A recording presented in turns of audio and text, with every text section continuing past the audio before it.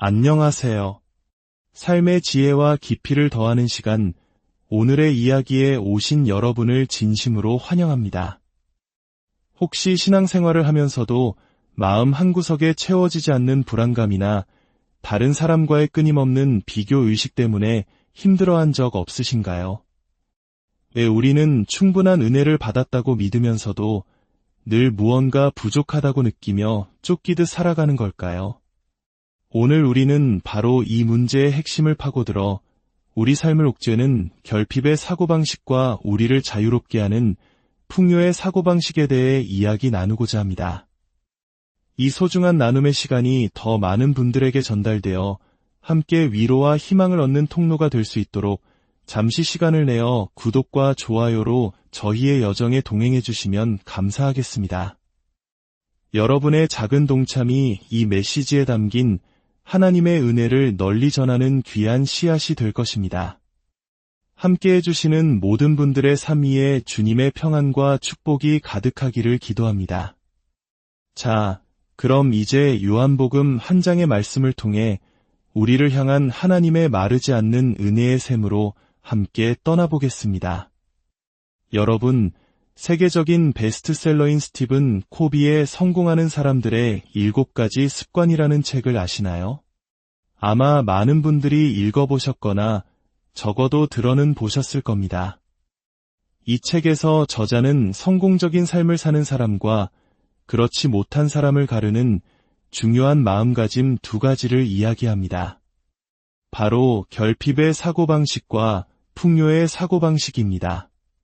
결핍의 사고방식이란 세상의 모든 좋은 것들, 성공, 인정, 기회, 심지어 사랑까지도 그 양이 한정되어 있다고 믿는 태도입니다. 파이는 정해져 있으니 다른 사람이 한 조각을 가져가면 내 몫이 줄어든다고 생각하는 제로섬 게임과 같죠. 이런 생각에 사로잡힌 사람은 다른 사람의 성공을 진심으로 축하해주지 못합니다. 동료가 칭찬을 받으면 마치 내가 비난받은 것처럼 느끼고 친구의 좋은 소식에 기쁨보다는 조바심을 느낍니다.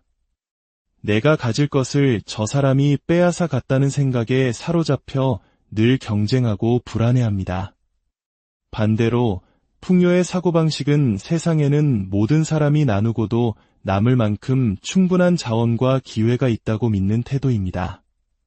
다른 사람의 성공은 나의 실패가 아니라 우리 모두의 성공이 될 수 있다고 생각하죠. 이런 마음을 가진 사람은 다른 사람의 재능을 기뻐하고 함께 협력하며 더 큰 가능성을 열어갑니다.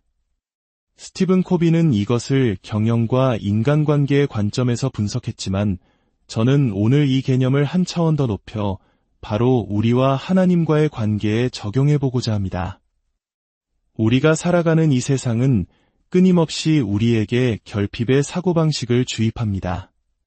더 좋은 학교, 더 좋은 직장, 더 많은 부를 얻기 위한 무한 경쟁 속에서 우리는 다른 사람을 잠재적 위협으로 여기도록 훈련받습니다. 내 몫을 챙기지 않으면 뒤처진다는 불안감이 우리 삶을 지배합니다. 이러한 마음가짐이 인간관계에만 머문다면 그나마 다행일지 모릅니다. 하지만 만약 우리가 이런 결핍의 사고방식을 가지고 우주를 창조하신 하나님께 나아간다면 어떻게 될까요? 우리는 하나님의 성품을 왜곡하고 그분의 은혜를 과소평가하며 결코 우리가 짊어질 수 없는 무거운 짐을 스스로 짊어지게 될 것입니다. 결국 그 무게에 짓눌려 쓰러지고 말겠죠. 오늘 제가 여러분과 나누고 싶은 핵심 메시지는 이것입니다. 바로 예수 그리스도께서 얼마나 은혜와 진리로 충만하신 분인지 그분은 결코 마르지 않는 샘과 같다는 사실입니다. 그러므로 우리는 결코 결핍의 사고방식으로 하나님께 나아갈 수 없습니다. 왜냐하면 하나님은 하나님 자신이 결코 고갈되지 않는 분이기 때문입니다. 자, 성경을 펴서 요한복음 한 장 14절 말씀을 함께 보겠습니다. 말씀이 육신이 되어 우리 가운데 거하심에 우리가 그의 영광을 보니 아버지의 독생자의 영광이요 은혜와 진리가 충만하더라. 우리는 지난 시간들을 통해 이 말씀이 누구인지에 대해 깊이 나누었습니다. 이 말씀은 태초부터 하나님과 함께 계셨고 바로 하나님 자신이며 만물을 창조하시고 모든 것을 붙들고 계신 분입니다. 어둠을 비추는 빛이시며 인류의 유일한 희망이신 분입니다. 그런데 오늘 본문은 그 장엄하고 전능하신 말씀이 육신이 되었다고 선포합니다. 잠시 이 문장의 무게를 생각해 보십시오. 육신을 창조하신 분이 친히 연약한 육신을 입으셨다는 것, 영원하신 분이 시간 속에 갇힌 아기가 되셨다는 것, 온 우주를 품으신 분이 마리아의 자궁 안에 거하셨다는 것은 실로 상상조차 하기 힘든 엄청난 사건입니다. 또한 우리 가운데 거하신다는 말은 구약시대 이스라엘 백성 한가운데에 있던 성막을 떠올리게 합니다. 성막은 하나님의 임재와 영광을 상징하는 장소였습니다. 이스라엘 백성들은 성막 위의 구름 기둥과 불 기둥을 보며 하나님이 우리와 함께 하신다는 사실을 확인했습니다. 그런데 이제 요한은 그 성막의 실체, 즉 하나님의 임재 그 자체가 육신을 입고 우리 가운데 오셨다고 말하는 것입니다. 신학자 유진 피터스는 이 구절을 이렇게 번역했습니다. 말씀이 살과 피를 입고 우리 동네로 이사 오셨다. 정말 멋진 표현 아닙니까? 그런데 예수님께서는 빈손으로 오지 않으셨습니다. 그분은 이사 트럭에 무언가를 가득 싣고 오셨습니다. 그것이 바로 은혜와 진리입니다. 예수님께서 우리 곁으로 오실 때 그분의 충만한 은혜와 진리가 함께 온 것입니다. 이것은 복음의 핵심입니다. 빛이 어둠에 비치자 어둠이 결코 이길 수 없었던 것처럼 예수님의 오심은 죄와 죽음, 사탄과 악한 영들, 세상의 권력과 헛된 종교적 행위, 그리고 우리의 모든 실패와 좌절을 이기는 완전한 승리였습니다. 하지만 우리는 결핍의 사고방식에 너무나 익숙해져 있어서 이 마르지 않는 은혜의 샘이신 예수님을 믿기 힘들어합니다. 우리가 아는 모든 것은 유한하기 때문입니다. 사람의 인내심에도 한계가 있고 자원도 언젠가는 고갈됩니다. 그래서 요한은 우리의 이런 의심을 알았다는 듯이 16절에서 이렇게 못을 박습니다. 우리가 다 그의 충만한 데서 받으니 은혜 위에 은혜러라. 만약 성경의 밑줄을 긋는 분이 계시다면 이 구절에서 우리다와 충만한 데서라는 단어에 꼭 표시를 해두십시오. 많은 사람들이 복음의 충만함은 소수의 영적으로 뛰어난 사람들, 마치 영적 특수부대 같은 이들만의 것이라고 오해합니다. 귀신을 쫓아내고 만나는 사람마다 전도하고 기도하면 모든 병이 낫는 그런 특별한 사람들 말입니다. 그리고 자신은 그저 술에 취하지 않으려고 애쓰는 평범한 신자일 뿐이라고 생각합니다. 하지만 성경은 분명히 말합니다. 믿음으로 하나님의 자녀가 된 모든 이들에게 복음의 충만함이 주어진다고 말입니다. 하나님께서 우리를 어떤 자리로 부르시든 그분은 감당할 힘을 공급하십니다. 그리고 그 공급의 핵심은 부나 건강, 권력이 아니라 바로 은혜입니다. 우리는 예수님을 믿으면 당신의 모든 꿈이 이루어질 것입니다라고 속삭이는 번영신학의 달콤한 거짓말을 분별하고 거부해야 합니다. 성경의 진실은 다릅니다. 예수님의 제자들은 모두 가난하고 비참하게 순교했습니다. 하나님은 우리에게 어려운 날이 없을 것이라고 약속하지 않으셨습니다. 대신 어떤 상황 속에서도 우리를 붙들어 주실 은혜를 약속하셨습니다. 은혜 위에 은혜라는 것은 무엇을 의미할까요? 그것은 마치 파도가 계속해서 밀려오는 것과 같습니다. 자녀들이 모두 떠나고 빈 둥지를 마주한 부부의 허전함 속에도 4명의 아들을 홈스쿨링하며 고군분투하는 어머니의 지친 마음 속에도 예기치 않은 질병이나 시련의 한가운데에도 하나님의 은혜의 파도는 어김없이 밀려옵니다. 그렇다면 우리의 실패는 어떻습니까? 거기에도 은혜가 있을까요? 사도 바울은 로마서에서 이렇게 선포합니다. 율법이 들어온 것은 범죄를 더하게 하려 함이라. 그러나 죄가 더한 곳에 은혜가 더욱 넘쳤나니 이 말씀은 정말 놀랍습니다. 이 말은 하나님의 자녀인 우리는 결코 우리의 죄로 하나님의 은혜를 이길 수 없다는 뜻입니다. 죄가 우리를 집어삼킬 것처럼 달려들 때 하나님의 은혜는 그보다 훨씬 빠른 속도로 달려와 우리를 구하고 최종 승리를 거둡니다. 그러므로 우리는 이 경주의 결말을 걱정할 필요가 없습니다. 은혜가 이미 승리했기 때문입니다. 물론 이것이 마음대로 죄를 지어도 된다는 면죄부는 결코 아닙니다. 바울은 이어서 그런즉 우리가 은혜를 더하게 하려고 죄에 거하겠느냐 그럴 수 없느니라 라고 단호하게 말합니다. 진정으로 구원받은 사람은 그 마음에 하나님을 따르고자 하는 소원이 생기기 마련입니다. 지금 당장 승리하는 삶을 살지 못하고 넘어지고 있을지라도 그 마음 중심에 하나님을 향한 갈망이 없다면 스스로의 믿음을 점검해 보아야 합니다. 이것은 값싼 믿음이 아닙니다. 은혜가 우리의 모든 죄값을 치렀기에 우리는 하나님의 자녀로서 넘어져도 다시 담대하게 그분께 나아갈 수 있다는 확신입니다. 왜냐하면 그분은 우리를 기뻐하시며 은혜 위에 은혜, 또 그 위에 은혜를 부어주시는 분이기 때문입니다. 그렇다면 우리에게 율법은 어떤 의미일까요?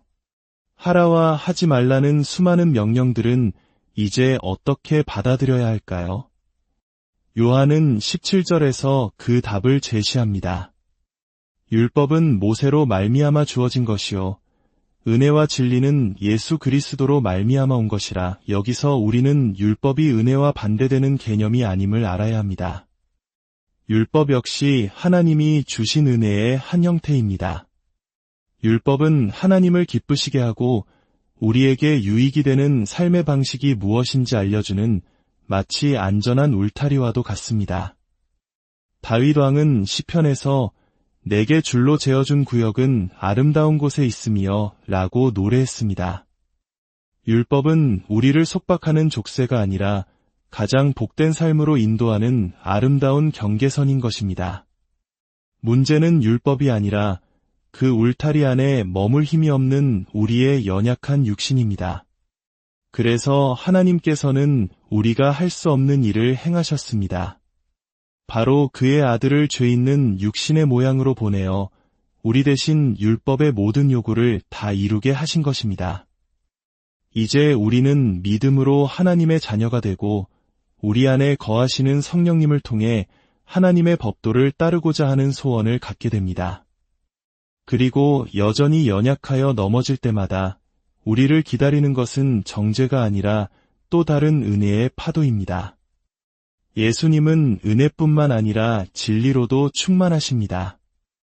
여기서 진리는 단순히 성경의 교리나 명제들을 의미하는 것이 아닙니다. 예수님 자신이 바로 진리입니다. 내가 곧 길이요 진리요 생명이라고 말씀하셨던 것처럼 말입니다. 이것이 왜 중요할까요? 만약 우리가 이것을 깨닫지 못하면 우리는 변화하기 위해 자신의 의지력에만 의존하게 되고 결국 좌절하거나 교만해지게 됩니다. 진정한 변화는 성경 구절 몇 개를 외우거나 이를 악물고 결심한다고 해서 일어나지 않습니다. 진정한 변화는 예수 그리스도의 아름다움을 바라볼 때 그분의 영광을 목도할 때 일어납니다. 우리가 성경을 읽고 기도하고 함께 모여 예배하는 이유는 바로 그분의 아름다움을 더 깊이 알기 위함입니다. 성령님께서는 우리가 그분의 아름다움을 바라볼 때 우리를 영광에서 영광으로 변화시켜 가십니다. 이제 요한복음 서문의 마지막 구절인 18절을 보겠습니다. 본래 하나님을 본 사람이 없으되 아버지 품속에 있는 독생하신 하나님이 나타내셨느니라. 구약 성경 전체를 관통하는 주제 중 하나는 죄인인 인간은 거룩하신 하나님을 직접 보면 죽는다는 것입니다. 이사야 선지자는 하나님의 보좌에 대한 환상만 보고도 화로다 나여 망하게 되었도다 라고 부르짖었습니다. 모세조차도 하나님의 등만 보았을 뿐인데 그 얼굴에서 이스라엘 백성들이 감히 쳐다보지 못할 만큼 광채가 났습니다. 이처럼 인간은 창조주 하나님이 어떤 분인지 알고 싶어하는 깊은 갈망을 가지고 있으면서도 결코 그분께 다가갈 수 없었습니다. 그런데 요한은 선포합니다. 하나님을 보고 싶으냐? 예수를 보라. 훗날 제자 빌립이 예수님께 주여 아버지를 우리에게 보여주옵소서라고 요청했을 때 예수님은 이렇게 대답하셨습니다. 빌립아, 내가 이렇게 오래 너희와 함께 있으되 내가 나를 알지 못하느냐? 나를 본 자는 아버지를 보았거늘 어찌하여 아버지를 보이라 하느냐? 하나님이 어떤 분인지 알고 싶으신가요? 은혜 위에 은혜라는 약속이 정말 사실인지 확인하고 싶으신가요? 그렇다면 예수님을 바라보십시오. 5번 이혼하고 다른 남자와 동거하던 사마리아 여인을 만나주신 예수님을, 죄인과 세리들의 친구가 되어주신 예수님을, 자신을 부인하고 도망쳤던 비겁한 제자들을 다시 찾아가 회복시켜주신 예수님을 보십시오. 그 모습이 바로 우리 아버지 하나님의 모습입니다. 사랑하는 여러분, 오늘 이 자리에는 두 부류의 사람이 있을지 모릅니다. 한 부류는 자신의 도덕성과 선행을 의지하며 나는 굳이 예수가 필요 없을 만큼 괜찮은 사람이라고 생각하는 분들입니다. 하지만 성경은 우리의 모든 의는 하나님 앞에서 더러운 옷과 같다고 말합니다. 그것은 하나님 나라에서 통용되는 화폐가 아닙니다. 또 다른 부류는 결핍의 사고방식에 사로잡혀 내 죄는 너무 커서 도저히 용서받을 수 없어라고 절망하는 분들입니다. 자신의 과거와 실패의 무게에 짓눌려 하나님의 은혜가 자신에게까지 미치지 못할 것이라고 생각합니다. 저는 오늘 두 그룹 모두에게 말씀드리고 싶습니다. 여러분의 시선을 자신에게서 돌려 예수 그리스도께 고정하십시오. 그분은 우리 믿음의 창시자여 완성자이십니다. 여러분은 결코 그분의 은혜를 이길 만큼 큰 죄를 지을 수 없습니다. 만약 그랬다면 예수님은 여전히 무덤에 계셨을 것입니다. 하지만 그분은 부활하셨습니다. 이것은 그분의 은혜가 우리의 모든 죄와 실패를 덮고도 남을 만큼 충만하다는 영원한 증거입니다. 말씀이 육신이 되어 우리 동네로 이사 오셨습니다. 그리고 그 초청장은 지금도 우리 모두에게 열려 있습니다. 당신을 만드신 그 말씀께로 돌아오십시오. 그러면 당신은 진정한 생명을 얻게 될 것입니다. 이 재회의 결과는 단순히 숨쉬는 인간 존재를 넘어 충만한 생명을 누리는 삶이 될 것입니다.